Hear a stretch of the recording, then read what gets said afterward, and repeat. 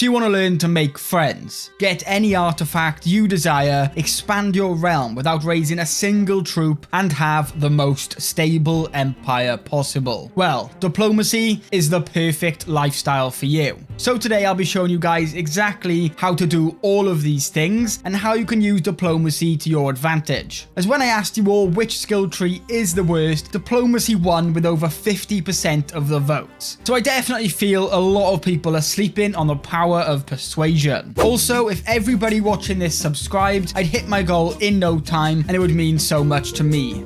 Thank you. Now, unlike the intrigue and stewardship guides I made, with diplomacy, there's no real big advantages of using a custom character perk-wise. Now, if you do want to go custom, just go with things that boost your diplomacy by getting things like beautiful, quick, and, you know, the usual stuff. And for starting locations, it doesn't really matter either. Diplomacy is fantastic for all government types. Now, to start off, we will go into the different ways to play depending on your government. The main difference is with tribal, where you will want to go with a majesty focus and go down the August tree. This will grant you bonuses to your prestige, with a plus 1% for each point of dread, 5% per powerful vassal on the council, and a further plus 2% per knight. This, as a tribal ruler, more so than feudal or clan, is absolutely massive for you, as of course you buy and maintain your men-at-arms using prestige. So with this strategy, you can get a much bigger army than all your neighbouring rulers and absolutely dominate them on the battlefield. On the other hand, with feudal or clan is where diplomacy really shines and gives you that fast expansion without needing to start wars. To do that, you need to understand what affects your ability to vassalize people. The biggest hurdle will be the distance of your realms. The further away somebody is from you, the less likely they will be to accept, capping out at minus 500 if they are really far away. This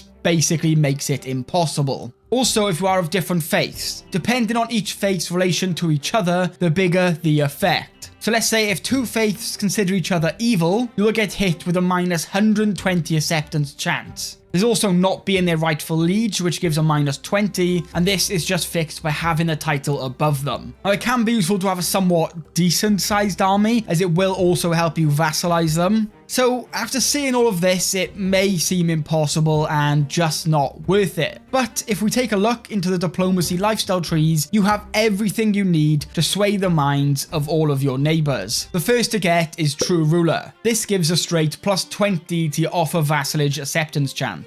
Then, with the spare money you save from not needing a giant army, Thoughtful will double the opinion gained from sending gifts, which can easily make somebody get a plus 100 opinion of you. And if they do like you that much, this adds a massive 35 to the acceptance chance. Now, if you're still not at 100 opinion though, Defensive Negotiations adds a plus 15 to all independent rulers, then the Diplomat perk adds another 20. So by this point, you can easily get anybody to like you. With all of this set up, you'll most likely be able to vassalize your neighbors, expanding your realm with ease. But there is one more step that can have drastic effects on your ability to vassalize, and this is your court type.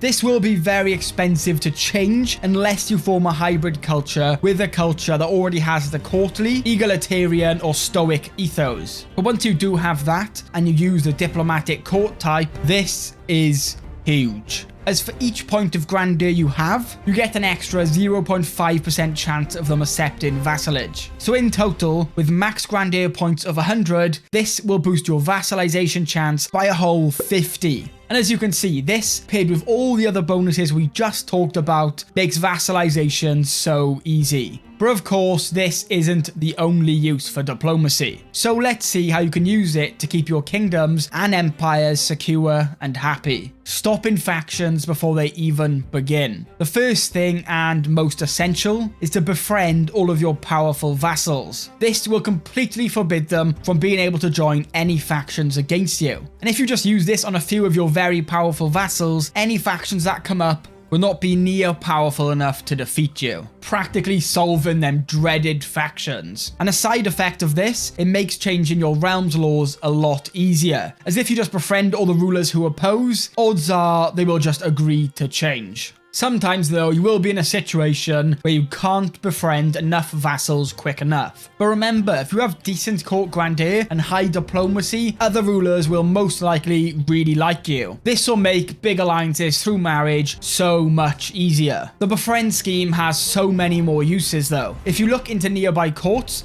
and find strong courtiers that would make excellent knights, physicians, or anything else, you can befriend them, adding a plus 75 chance of them joining you, making a high quality court very easy to achieve. But don't forget, in the third tree of diplomacy, there is even more benefits to having friends. Confidence adds a minus 5% stress gain per friend, and friend council gives a plus 2 skill points per friend, up to 5. So in total, that's 10 skill points just for free. Which, if you're using befriend to gain a stable realm, you will pass this easily, making your ruler much more powerful. And the final thing about friends is if you have a friend on the council, they will even complete their current tasks faster. Like, friends seem to fix everything in this game, but if they're just your friend, they will complete their task 20% faster. And if you manage to become best friends, this will be a whole 30% faster. And it can be seen just by hovering over here. And yes, it even works on fabricating claims, and it can literally take years of fabrications. Finally, let's get on to how you can get any artifact you want. If you just pick up Accomplished Forger, you unlock the ability to buy claims on artifacts for prestige. Now, these can be pretty expensive depending on the artifact, as rare one-of-a-kind relics will cost you 3,000 prestige. But remember, you're a diplomatic ruler, you will be rolling in prestige. And once you have the claim, there are a few ways to get the artifacts. The first is just to simply demand it. This often won't work unless you're a lot more powerful than them. The next is a scheme to steal the artifact right from their court. You will need to have a somewhat decent spy master, but you can just befriend some random guy with high intrigue and bring him to your court. The most fun way though is dueling them, and the winner takes the artifact. But be aware, if you lose your claim and that prestige is completely wasted. And of course, the final way, war. Defeat your enemies on the battlefield and steal the artifact. Now, this can be insanely powerful to simply get whatever artifact you need. And like I said earlier, you really want 100 diplomatic court grandeur for the plus 50 vassalage chance. And this will probably be the best way to do so. I hope you learned some new things, but as with all my skill tree guides, I do kind of keep them basic to give newer players some information they can use. Of course, veteran players will probably know exactly how to use diplomacy already, but if you found this helpful, consider checking out my stewardship and intrigue guides here. And thank you all so much for watching, and let me know in the comments which you would like to see next. And of course, a special thank you to all the channel members. We have Intermia1, Endulus, and Victor Voss Anderson.